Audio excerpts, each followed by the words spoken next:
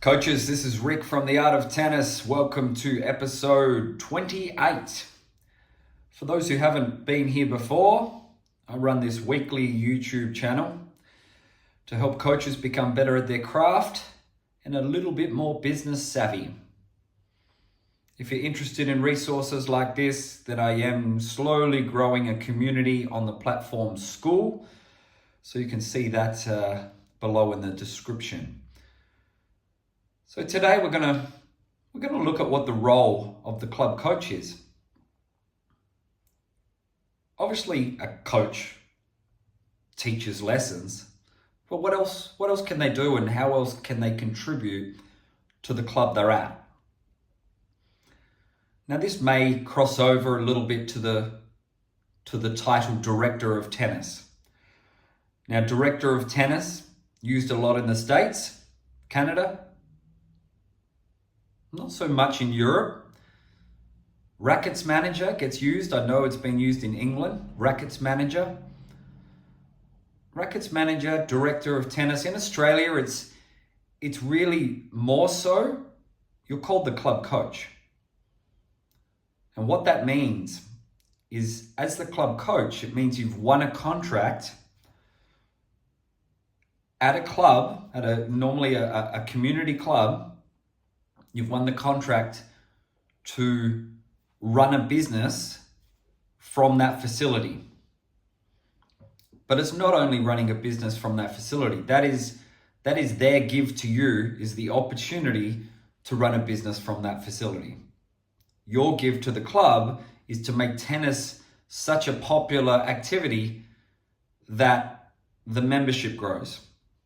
At its core, that's what it is. They want the membership to be growing, or at least stable, to be able to help, sustain a club for the long term. So the club coach. So let's look at the really obvious parts of a club coach. Right, the obvious parts are you're going to need a good hot shots program.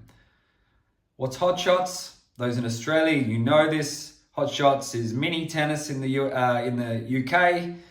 10 and under tennis in the States. So really it's the introductory tennis sessions for kids between 3 and 13, 14 years old. That's what hot shots is. It's where you have red ball, orange ball, green ball, and finally you get to yellow ball. So there is a progression in the hot shots program for the kids to move up as they get older or they get more advanced in their game. Now, this is an absolute must, because this is where you're going to build the base of your funnel or your triangle. Is you need lots of kids here, and then as they get older, there is less and less kids who will keep going. So the hot shots is really important. Now, hot shots, we need a really comprehensive hot shots program.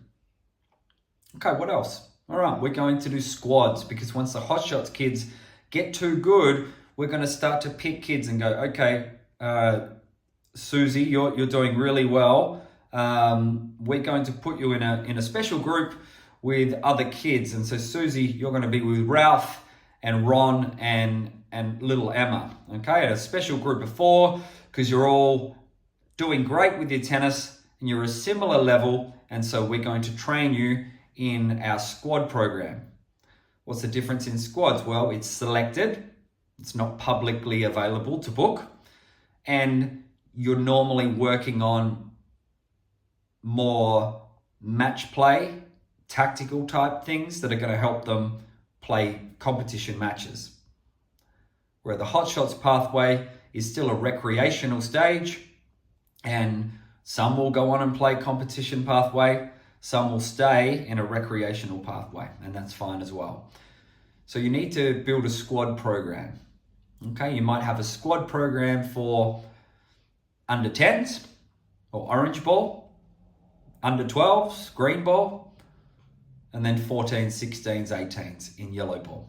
Okay, now your squad program will grow depending on how many kids are in your hot shots program. So if you're starting from scratch, then you need to it's going to take you 2 years, maybe a year, before you're going to create that squad program.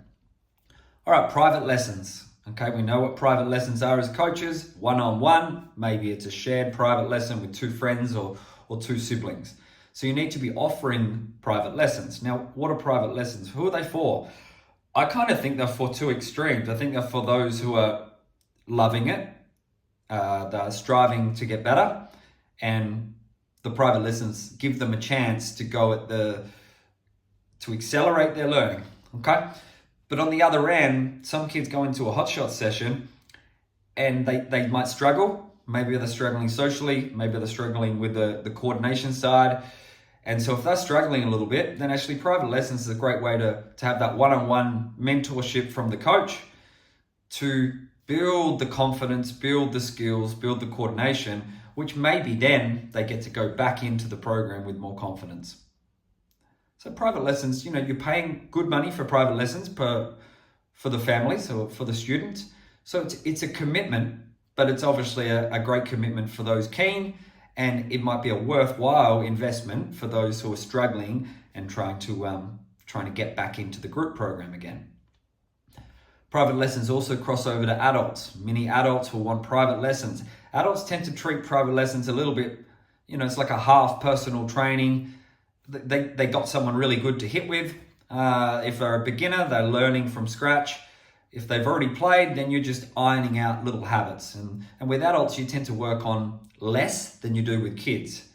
Kids, I guess it's possibly to do with the neuroplasticity of the brain, are very moldable in how you can teach technique, and their habits are not as ingrained as some adults who've played a lifetime of tennis. Some adults, if they really struggle for technical changes. So you've got to be subtle in the changes to adults who have played for a while. So private lessons, you should be offering them, okay, for all levels, all ages. You're obviously going to have an adult beginner program. This would be a group program for adults new to the sport or have not played for a long time. Adults lack confidence quite often. And so they're nervous about playing tennis. And so they might have played as a kid, might have done lessons, but never kept playing. And they're nervous, so they need to go back and go in a nice, non-judgmental environment where they can learn the skills again. Or they've never played before and they're just learning the skills for the first time. So you need that beginner program for adults. Now, a little bit like a squad program for kids, you need an intermediate adult program. Now, the intermediate program is more drills based. So we might call it adult drills. And it's a little bit of learning, but it's going to be lots of competitive situations with specific drills to help their game. Okay, whether that's coming into net, whether it's a passing shot, whether it's working on lobs, top spin, cross court forehands, and you integrate that into some point play. This is what adult drills, and this is the best way to train the intermediate level players, because they already know how to play and they're normally wanting a decent workout, but they want to learn a little bit and they want to be able to, they want to be able to spar with other people. So you need to develop an adult drills program or adult intermediate program. One more thing on the adults, cardio tennis. Okay, I think this is done globally, so many of you be aware of cardio tennis. Fantastic program. All right, it's a tennis workout. That's what it is. It's a tennis workout. They're using tennis as the vehicle to do a fitness class. So cardio tennis. Now, it's normally advertised for all levels. My experience is those who don't play much don't tend to come to cardio tennis.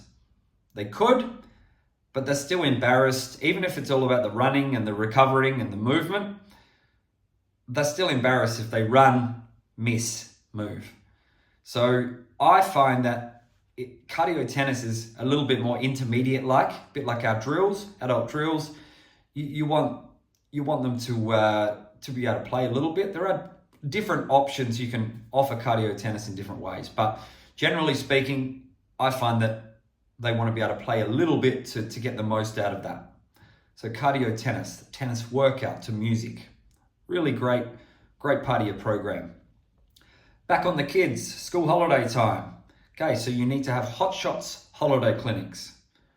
Hot Shots holiday clinics. So the way we do school holidays is we do it for twice as long, but with twice as many kids. So we have quite small groups in the term with 4 kids per class for most of them. And in the holidays, we go to 8 per class, but instead of 1 hour, we go to 2 hours. All right, we also a little Red Ball holiday clinic, which instead of 30 minutes, they go for 60 minutes, 1 hour. So the holiday clinics are a great way to keep that momentum going for the kids doing Hot Shots. It's also an excellent way as their first time trying tennis. So if someone's new to tennis, I actually think the holiday clinics are great. They get lots of time. It's fun. You're going to throw a few games in. It's going to be less rigid. The Hot Shots, the program during the term, you're probably more following a curriculum a bit. But with the holiday clinics, you can do a bit of fun games, maybe a little bit of soccer on the court, so things like that. So holiday clinics are great, but you also need some holiday camps. So I call them clinics and camps. Honestly, the names are interchangeable. For us, we call clinics Hot Shots, and our camps are our junior club camps. So junior club means they're at squad level. Once they've reached squad level, they're a junior club player. Okay, so that means they can join as a member of the club, represent the club, and play against other teams. And then in the holidays, they want to come to our training camps, which again, like the squads, are going to be more competitive based, match play based, tactically based, and they're going to be pushed a lot harder than the Hot Shots is more a recreational program. So you must have the junior club training camps as well. Finally, the main part of our program on court is we run some UTR events, UTR Universal Tennis Rating. We run some tournaments, okay? This might be juniors, might be seniors. We mix up when we do it. We might do it in the school holidays. We have put it in Saturdays before.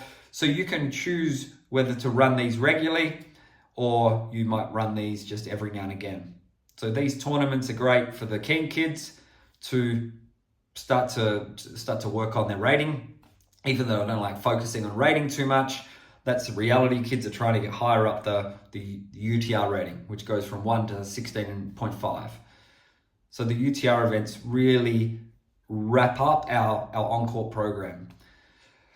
So look, a huge part of the club coach role here crosses over to the management of the junior club. All right, it's rare that the club coach in Australia will manage the whole club, the senior club. That is normally the committee doing that. Okay, a committee will have different roles. They'll volunteer committees, but they'll have a pennant coordinator, they'll have a membership coordinator, they'll have all sorts of roles, which mostly is looking after the senior club side. But the junior club, because they're coming in through the lessons, they know the coaches, it works really well for the coach to be the manager of the junior club. And how that works in a contract with the club, it could be wrapped in and just part of the deal. If you can coach here, but you need to do this for us. So it can be seen as like the coach is doing it for free, but it's not really for free because it's wrapped into the opportunity of coaching at that particular club. But the junior club's a great place for coaches to work on the culture of the club. Okay, work on building this culture of team success, and also just the social side of playing with friends, and they have morning tea afterwards, and all sorts of that fun part of tennis, okay, of team tennis. So the junior club management involves signing them up as members, getting them involved in some pennant tennis, Sunday morning competition, and also some other social tournaments or club championships, which we do at the end of the season. And this is all run by the coach, all right? Some clubs may have a different setup, but for us, we run the junior club, okay? And it does take quite a bit of time and resources to recruit players, to get teams right, to manage the teams, to arrange team managers, to have someone supervise the matches. So there's a fair bit that goes on there, but it's a great opportunity to make your lessons mean something. So they get to the competition stage, and so they work hand in hand. You see how they go in their competition, comes back to the lessons and the training, and goes from there. So what about some other stuff? So this is the main roles, on-court roles, okay? Comprehensive program, and then junior club management. Other stuff would be, you might have a little pro shop as part of your lease, okay? Your lease with the club may give you a little pro shop that you can operate either just restringing, buy a restringing machine and do restringing rackets. That makes a lot of sense as a coach and a skill you must have. Or you might add some rackets for sale. I find adult rackets quite hard to sell because now online they can just go boom, boom, and get a price comparison and order and delivered all in 10 seconds. So adult rackets can be hard, but kids rackets, especially the new beginner ones, they are basic rackets. And so we stock a big supply of the beginner rackets for kids. And then normally we offer a service to buy adult rackets if that's what someone wants, and we'll get a better price for them. We make a little cut and it goes from there. So the pro shop can work. You can have as much or as little as you want in your pro shop, but a lot of clubs might not have that. I know a lot of clubs do not have enough room for a pro shop. So really it's just a little coach's office where they might have their balls and things like that. So it does depend on the club. So a pro shop's a great asset if you've got one. Some other things that I've been involved in right up until about 3 weeks ago, for the last 18 years, I've run the court hire management for the club. So what that means is we've got 6 hard courts, which we do our coaching on, and I paid a lease, a yearly figure to coach on it or rent the courts out to the public. And so we got, through our software in tennis that we use their booking system. And that was a big part of my role, was constantly promoting court hire. Okay, it was good passive income for a coach, and it fills in the gaps when you're not on court coaching. You're not going to earn anywhere near what you do with a lesson, but it can keep the cash flow going. So again, that might be integrated into your lease deal. Now it's changed for me because the club that I'm involved in at Scarborough Tennis Club have invested in a book a court system, which is a PIN code type system, and therefore they can take over that because it's all quite automated and people can get in with their PIN code, and we don't need to worry about that, which is different. It's good in a way because it takes, lets us focus more on lessons and our programs in junior club. But it's, it was nice passive income for quite a long time. Obviously, you renegotiate your lease and you make it fair for both parties on that. So court hire management's quite a common one. Club tournaments. Now for a little stage there, I took over the club tournaments. Now we're talking their main club championships or their main 2 or 3 social tournaments. Now we did that well as a coaching team because we just took over because there was no one on the committee really doing it. And we took over and we earned the income or most of the income from these tournaments. Now this was the problem because we did a good job, but look, the club itself needs to earn income. Okay, so it can't be just the coaching academy provider earning income from some of the club's main events. Now clubs earn money from membership, they earn a lot of money from the bar, but they need to earn money from these social tournaments and social events as well. So I voluntarily said, look, I think this is working out fine for us, but we need to hand this back to the club because it just wasn't a good look that we as the coaches were making all the money on the tournaments, which should be the club's income. So backed away from that, gave it back to the club, and they've now running these events. So that's, again, it's possible, but you've got to be careful on crossing over to, real fundraising efforts by the club through such events like that. Now, around the same time, I also used to look after the sponsorship. Okay, I created sponsor packages. Now I've had a little bit of experience in this. So I created some sponsor packages, started signing sponsors, and I got a commission on that. Okay, I think it was 25% commission on any sponsor that I brought in. And look, I enjoyed that because it was sort of the sales side that I got to do. And again, I ended up handing it back to the club or renegotiating, saying, look, I don't think this is right that we do this because this is a core way that the club should be earning money to fundraise for the club. and not necessarily what the coach should do. But this depends on the club and coach relationship and where the club wants to earn their income and where they're happy for the coach to earn income. So again, that's something that's negotiable. Membership at the same time. This was a 3-4 year period that we were getting commission on membership. Now this one, I think is a good thing. I think coaches should get commission on membership. We did it for a few years, 3-4 years. We got commission, and in the end, that come along with this sponsorship and running the tournaments, renegotiated, and that went back to, we didn't get commission on membership.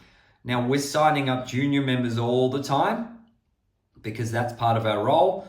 So arguably the junior members would be where the commission should come from the most. But where it gets tricky is if you're signing up a member who's an old member coming back, who gets the commission? Is it fair? So it gets a little bit tricky like that.